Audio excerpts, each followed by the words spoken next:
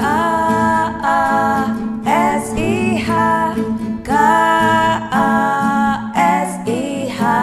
kasih, kasih, kasih, kasih, kasih, kasih, kasih. K-A-S-I-H, K-A-S-I-H, kasih, kasih, kasih, kasih, kasih, kasih, kasih. Kasih itu sabar, tidak suka marah-marah, sayang kepada teman, seperti kasih Yesus.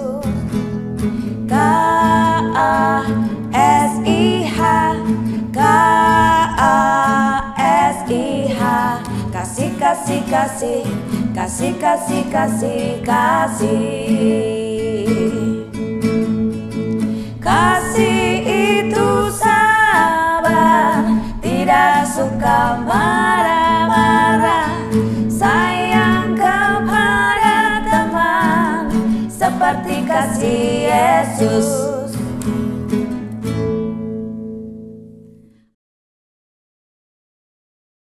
Shalom Bapak Ibu, Saudara-saudari yang terkasih di dalam Tuhan. Bertemu kembali dalam program Renungan Hikmat Pagi GKI Karangsaru. Bersyukur untuk hari baru dan perlindungan yang diberikan, kiranya sukacita dan damai sejahtera Allah selalu melingkupi kita. Sebelum kita membaca, mendengar, dan merenungkan firman Tuhan, marilah kita minta penyertaan Tuhan di dalam doa. Mari kita berdoa. Tuhan, pagi ini kami akan membaca renungan-Mu, firman-Mu, biarlah menjadi berkat buat kami dan buat yang mendengarkan firman dan renungan-Mu. Terima kasih Tuhan, hamba berdoa dan mengucap syukur. Amin. Bacaan renungan hari ini mengambil tema bertindak dengan kasih, yang diambil dari 1 Korintus 16 ayat 14. Lakukanlah segala pekerjaanmu dalam kasih. Demikian sabda Tuhan, syukur kepada Allah. Ibu Bapak, Saudara-saudari yang dikasihi Tuhan Yesus Kristus, Martin Luther King Jr. pernah berkata demikian. Saya memutuskan untuk tetap setia kepada kasih. Kebencian adalah beban yang terlalu berat untuk dipikul. Ibu Bapak, Saudara-saudari yang dikasihi Tuhan Yesus, di dalam hidup ini ada orang-orang tertentu yang sulit sekali kita cintai. Namun kasih adalah pilihan yang terbaik, bahkan dari sudut pandang egois sekalipun. Jika Anda memperlihatkan kasih kepada orang lain, Anda mendapat beberapa hikmat pribadi dari upaya Anda. Barangkali bukan apa yang Anda inginkan atau harapkan, tetapi setidaknya sesuatu.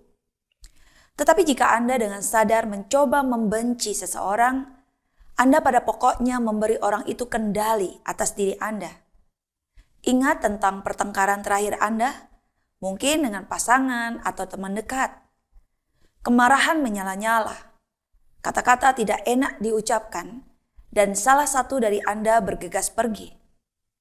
Dengan berlalunya waktu, kemarahan itu mereda dan Anda merasa lebih baik. Tetapi itu hanyalah Anda.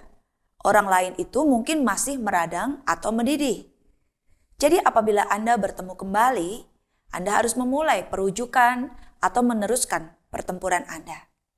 Di saat itulah Anda harus memilih antara kasih dan kebencian.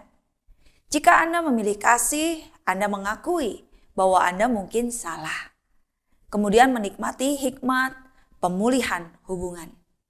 Namun jika Anda memilih kebencian, Anda mengorbankan perasaan baik Anda hanya untuk meneruskan pertikaian yang tidak masuk akal dan tak ada gunanya. Jika kebencian dinaikkan ke skala yang lebih besar, entah karena ras, jenis kelamin, tempat-tempat geografis atau agama, maka kebencian semakin mengendalikan kita.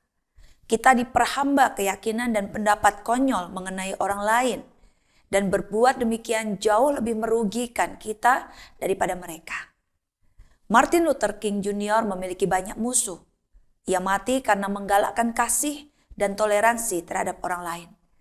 Tetapi setidaknya ia tidak memikul beban kebencian dan kehidupannya meringankan beban banyak orang. Bertindak dengan kasih bukan hanya pilihan terbaik, namun inti dari ajaran iman Kristen. Sebagaimana tertulis dalam 1 Korintus 16 ayat 14, lakukanlah segala pekerjaanmu dalam kasih. Kasih harus menjadi motivasi utama di balik setiap keputusan, kata-kata, dan tindakan kita. Sehingga hidup kita memuliakan Tuhan dan membawa dampak positif bagi sesama. Sudahkah setiap keputusan, kata, dan tindakan kita didasarkan pada kasih? Bertindak dengan kasih bukanlah sebuah saran, tetapi prinsip hidup orang percaya. Amin. Mari kita masuk di dalam doa. Bapa Surgawi, Bapa yang kami sembah di dalam Tuhan Yesus Kristus, kiranya Bapa berkenan melimpahi kami dengan kasih yang daripada sorga, kasih Allah sendiri mengalir, memenuhi hati pikiran kami, sehingga di dalam berelasi kasih itu menjadi dasar dari setiap pemikiran kami, perkataan kami, dan tindakan kami. Mohon belas kasihan dan kemurahan Allah untuk kami dapat menerapkan kasih di dalam keseharian kami. Terima kasih untuk firman Tuhan hari ini, dan kiranya Tuhan boleh memberkati apapun juga yang menjadi karya-karya kami sepanjang hari ini, kiranya berkenan dalam pandangan Tuhan dan menjadi berkat bagi sesama. Terima kasih Bapa Surgawi, di dalam nama Tuhan Yesus kami sudah berdoa. Amin. Selamat pagi, selamat berkarya. Tuhan Yesus memberkati kita semua.